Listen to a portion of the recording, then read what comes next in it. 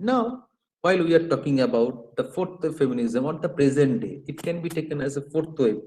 Mm. So, in this third wave, I'm giving it a more idea about the third wave. Kimberly Crosso, a gender and critical scholar, coined the phrase intersectionality back in 1989. 1989. The term refers to how different kind of oppression, like those based on gender and race, intersect with each other. While mainstream first and second wave feminism had largely ignored or neglected racial disparities within gender, the third wave paid more attention. That, put it in a very simple language, a white woman doesn't have to bear the burden of being the black, but a black woman, she is doubly marginalized. Marginalized because she is a woman, and marginalized because she is a black woman. Here comes the notion of intersectionalities. It means marginalized within the margin. The phrase third wave feminism was coined in 1992 by Rebecca Walker, a 23-year-old black bisexual woman. When the intersect became more commonplace, it was even easier to hear perspective and ideas from feminists around the world. And feminism was expanding, and here, along with Kimberly Crosso, that we have just mentioned, Judith Butler argued that gender and sex are separate and that gender is performative. Here, I'm not discussing about gender and performativity, as that is not the aims and scope of our talk. But obviously, it is very much part of that intersectionalities. Crusoe and Butler's combined influence would become foundational to the third wave embrace of the fight for trans right as a fundamental part of intersectional feminism. Now, while we are talking about the fourth wave, it's about how to describe the fourth wave of feminism. Fourth wave feminism is not universally acknowledged as a real thing among feminists, but it can be used to refer to any sort of feminism that was not a feature of third wave feminism. Some consider online activism as a form of fourth wave feminism, and some consider the man-bashing rape culture brand of feminism to be the fourth wave. Like most cultural movements, we probably won't know until we are out of it. It means the end of the era or the beginning of the fifth wave feminism. Then we'll come to know the whole aim and perspective of fourth wave feminism. But let me tell you that now, to some extent, as we are living in the age of post-truth era, there is a now we are talking about post-feminism or post-feminism. Some other day we will discuss about this. What makes fourth wave feminism stand out of its intersectionality? For example, the term check your privilege came to prominence to highlight the fact that traditionally feminism is associated with and dominated by the straight, white, and middle class. The aim is to draw attention to the marginalized voices in the movement and let them be heard. If you want to read the text about fourth wave feminism, there is an ongoing list. I've just given a few published till 2014. The Purity Myth, Jessica Valenti, How to be a Woman, Kathleen Moran, Men Explain Things to Me, Rebecca Solnit, We Should All Be Feminist, Chimamanda Adichie, and Bad Feminist, Roxana. Now we are talking about intersectional feminism. So, what is intersectional feminism? If we are talking about it, so intersectional feminism is feminism that is all inclusive. It's not, while the first and second wave feminism were a bit exclusive in nature, it is thoroughly inclusive. And this kind of feminism really is the only true kind of feminism, but has to exist as a separate entity to combat white feminism. And these are the two groups who try to exclude or ignore groups of women in their idea of equality. Intersectional feminism also includes individuals of non-binary genders. I'm talking about the LGBTQ community and trans women in general. So the term intersectional feminism was penned by Kimberly Crosso in her 1989 essay, Mapping the Margins, Intersectionality, Identity Politics, and Violence Against Women of Color. My slides are visible to all. I'm unable to see myself, so I'm just asking. Yes, I can see you. Okay, okay, okay, okay. And intersectionality, it means identifies all that is oppression is concerned.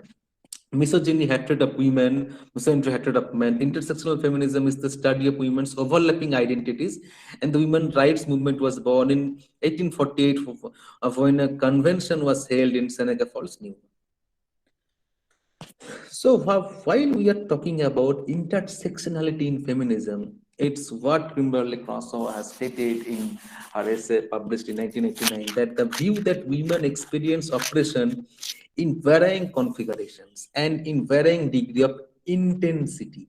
Cultural patterns of oppression are not only interrelated but are bound together and influenced by the intersectional systems of society.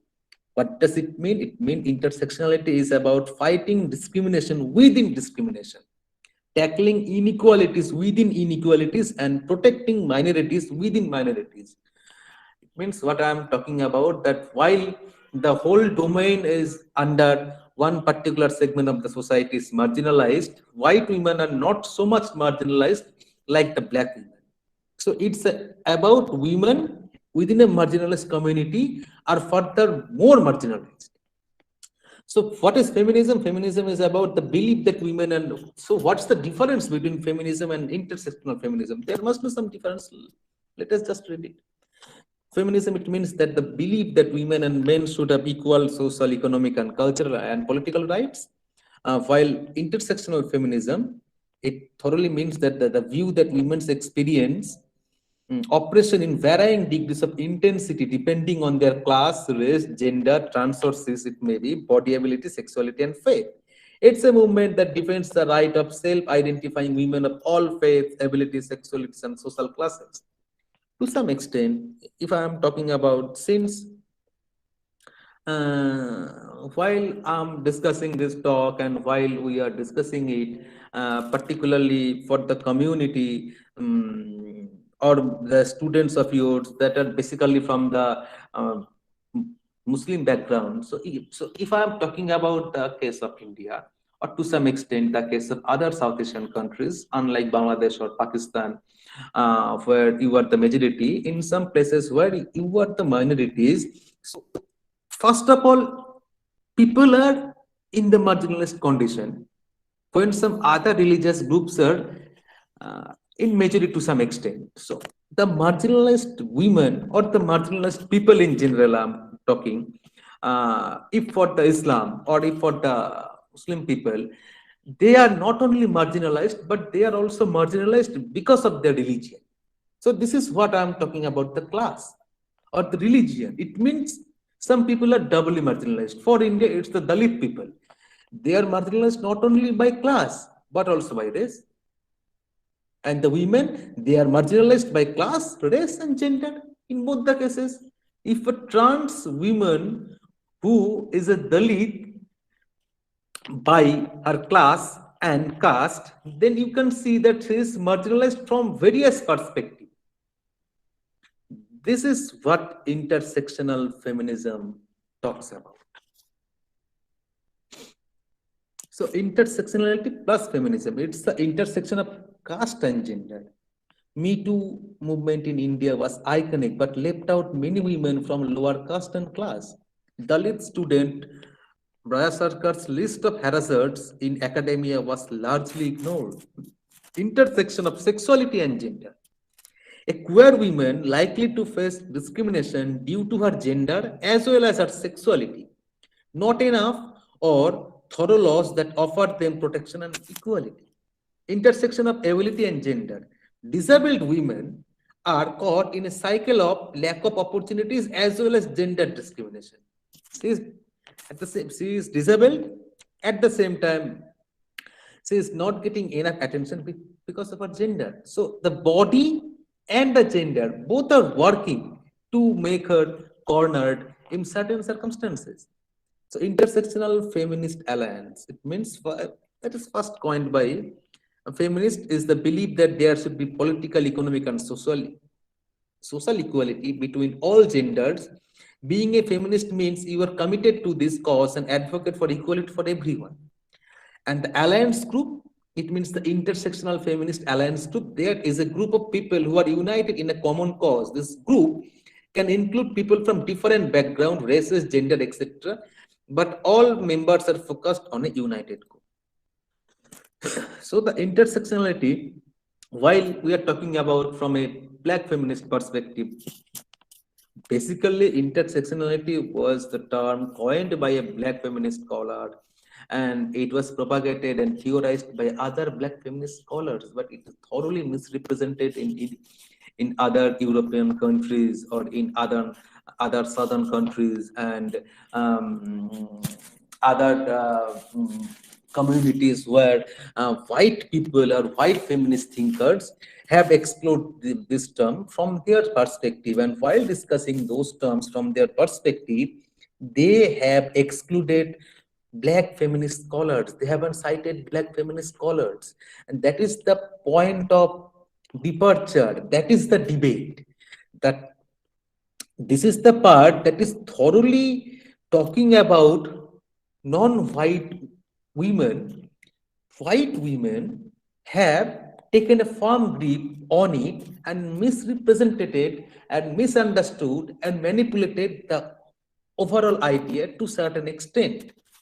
So it will be a long drawn discussion on those debates in the US or in UK or in other South Asian countries. So I'm just giving you a brief idea so that you can read and you get to know that what we are discussing here. Yes, the future. Look at the protest here. Different people are there, and from varying religions, varying caste, color, and creed. There is a white woman, there is a black man, and what he is telling, the future is intersectional. So, intersectional feminism or intersectionalities in feminism. It's talking about race. It's talking about education, sexuality, ability, age, gender, ethnicity, culture, language, and class. Now, a few days ago, I have just shared one of my published articles that got published in Asiatic, where I have discussed about prostitution.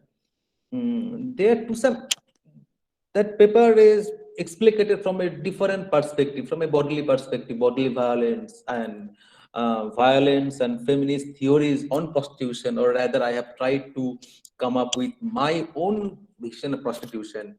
There also, I can tell you, there are two different perspectives on prostitution. Basically, while the white women, they are talking about prostitution from a different perspective, and they are the liberal feminist, or they are the feminists, those who are talking about prostitution from a professional point of view. They are telling that prostitution can give women a liberty to use their body as they like. So that kind of sexual slavery, they are assuming or they are considering as a kind of profession that gives them a handsome amount of money that can be used for their betterment. It means they are talking about the positive aspects of prostitution. While radical feminists and to some extent black feminist scholars, they are telling that prostitution is and will be basically the epitome of female oppression, female subjugation, bodily violence, and first and second wave feminist thinkers like Catherine McKinnon or Andrea Dworkin or Catherine Berry, they're all talking about that prostitution is to some extent synonymous of rape. It's a kind of gang rape by people, and they are the choice and the liberty to use their body to some extent stand nullified. How can a prostitute, when a prostitute is selling her body, it means she is selling her freedom, she is selling her independence, and she is selling everything. While I'm talking about that radical feminist view on prostitution, that is there, they are talking about the negative aspect of prostitution, and they are telling that sex trafficking need to be abolished. So there you can see there also a debate on the views on prostitution. While some are supporting it, some are totally against it. Now, so But this is the sexual orientation, language, occupation, religion, class, material status, education, ethnicity, all come under this certain term, intersectionality. Now, this is the suggested reading list, but before that, let me tell you something more about this intersectional feminism. So, intersectional feminism, while we are talking about it, is much more than the latest feminist buzzword. It's a decades-old term. Many feminists, to some extent, used to explain how the feminist movement can be more diverse and inclusive. If feminism, to some extent, is advocating for women's rights and equality between the sexes, intersectional feminism is the undertaking of women's overlapping identities, including race, class, religion, ethnicity, sexual orientation, and this all impact the way they experience oppression and discrimination. People experience oppression and discrimination based on their class, based on their caste, based on their ethnicity, based on their religion. And while a woman is there in that point, she is experiencing all these uh, intersectionalities within the section. For example, a white woman is penalized by her gender, but she has the advantage of race, her skin color. But a black woman is disadvantaged by her gender and her race. A Latina lesbian experiences discrimination because of her ethnicity, her gender, her sexual orientation. So this is the concept that in 1989, Kimberly Crossow, it's a law professor of UCLA and Columbia. She discussed about it. And today the term makes some people uncomfortable in part because it suggests that the white women recognize their privilege and examine the ways in which privilege can make other women invisible within the feminist movement. White women do not want to jeopardize their power or their interest. So now they need to ask what they will do differently to help other women. Here I would tell you to read Sanon Sullivan. Sanon Sullivan has done some excellent work on white people and the burden of being white. That white people need to understand that they are loaded, or they are carrying the burden of that whiteness, and that whiteness often make them blind to the discrimination of other women, of other caste, of other color, of other ethnicity, of other religion. Intersectional feminism means not focusing solely on breaking the glass ceiling in corporate America, for instance, but in raising the minimum wage as nearly two-thirds of minimum age workers in the US or in other countries or something like that. So intersectional feminism is it's like a prism for seeing the way in which various forms of inequality often operate together and exacerbate each other. In other words, it is the term, it recognizes the different factors such as race, class, sexual orientation, among others, that affect gender equality. And intersectional feminism acknowledges that a middle class cisgender white women and an impoverished transgender black women, for example, are not exactly fighting the same battle. And intersectional feminism reveals that women are not just women within a single identity that needs care and attention. So while we are talking about this, this is the term, this term is the key to combat white feminism that is educational about intersectionality. In an interview, Croshaw defines intersectionality as it is something, the idea that we expresses life, sometimes discrimination, sometimes benefit based on number of identities. She first stated to develop her theory on intersectionality when she studied the ways black women are discriminated against for both their gender and race. She comments that the basic term came out of a case where she was looking at a black woman who was being discriminated against not just as black people and not just as women, but as a black women. So intersectionality was basically just a metaphor to say they are facing race discrimination from one direction. They gave gender discrimination from another direction, and they are colliding in their lives in ways we really don't anticipate and understand. So while we are talking about this, Now, let me give you another clear example how this kind of racial discrimination is going on. Unfortunately, to some extent, yes, celebrities and media are often guilty of doing this as well. An example of this is the great Nicki Minaj and Taylor Swift debacle of 2015. As Nicki tweeted, Nicki was a black singer. Her disappointment for not being nominated for the Video of the Year, she brought to light a very important issue. Nicki Minaj. She pointed out that most music videos dominated only showed white, slender-bodied women.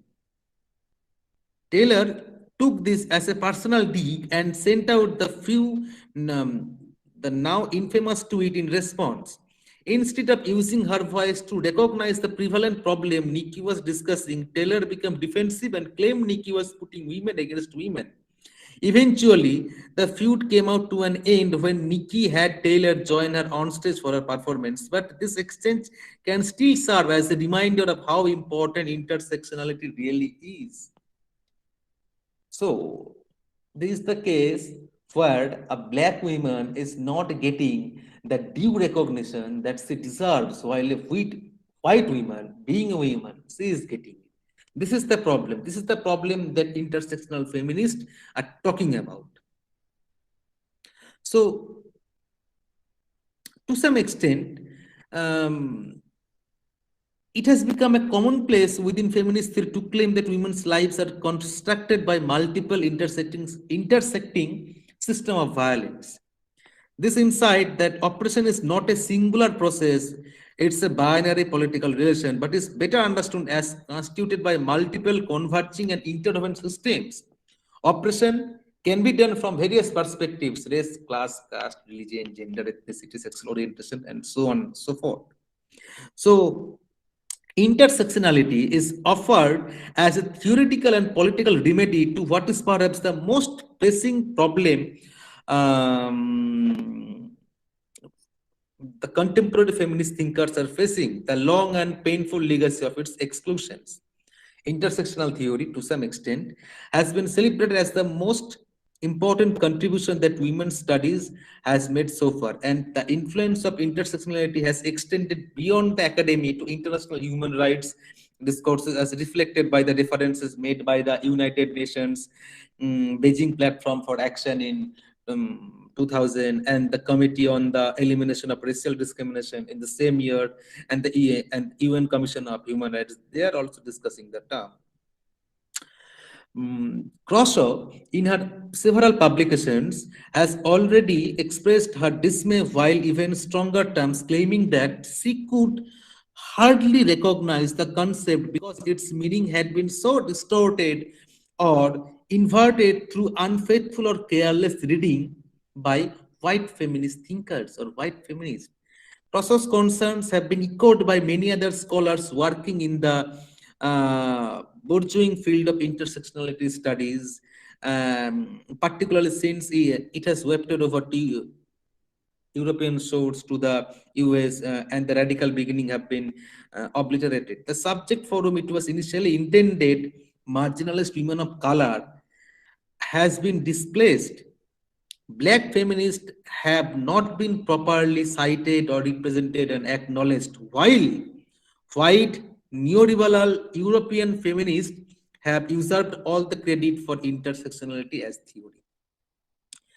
So this debate has been whitened, depoliticized, and transformed into a product of the neoliberal academy rather than the helpmate for social justice it was meant to be. In short, the corruption of intersectionalities and the urgent need to restore it to its original pure state have become the subject of what the US scholar Jennifer Nash has called intersectionality words. Jennifer Nash is now the leading theorist on intersectionalities, and her works suddenly talks about how this war between white feminists and black feminists regarding this intersectionality has given the whole dimension a new perspective. So, to some extent, uh, this state of affairs not only raises the issue of what should be done about intersectionality, but more generally, how we should view the transnational circulation of ideas and theories in a globalizing world, and what this meant for how critical feminist scholars ought to think about the ownership and uses of the knowledge we produce and disseminate. For example, in India, Dalit women can be taken, for example, a Dalit woman can be oppressed from several perspectives. Our oppression is not only associated with her sexuality or with her gender orientation, but it is by class, by it is also by caste. At the same time, while we are talking about the diasporic community, while it's in Pakistan or while it's in Bangladesh, they are also facing the same problem. South Asian diaspora women writers, they are facing the problem like they are discriminated not only because of their homelessness, because of their displacement, they are also discriminated because of their skin color, because of their race, because of their ethnicity, and because of the religion. So diasporic writers or diasporic people are also facing this kind of problem. I'm Excuse just me. concluding. Sorry, Dr. Karmakar, we might be Yes. short of time, so Yes, yes, yes. I'm just sorry, we won't have much time for question and answers. yes, yes. So I'm just Thank you. there is the suggested reading list. You can read it. Intersectionality, key concept, crossos. There is the essay that we need to understand, where she talked about intersectionality, mapping the margins, intersectionality, identity politics, and violence against women of color. Then crossos another text, postscript, and the framing intersectionalities. Then M.T. Barcher book, The Intersectional Approach, Transforming the Academy Through Race, Class, and Gender, then Framing Intersectionality, then the famous book of Nas, Black Feminist Reimagined After Intersectionalities, and Chandra Talpade Mohanty, one of the British South Asian feminist thinkers who has talked about a lot in intersectionality in South Asia in her book Feminism Without Borders, decolonizing theory, practicing solidarity. That's all. Thank you. Thank you so much for this interesting talk. I hope we've got like 10 minutes. So, if can we ask you questions? Yes.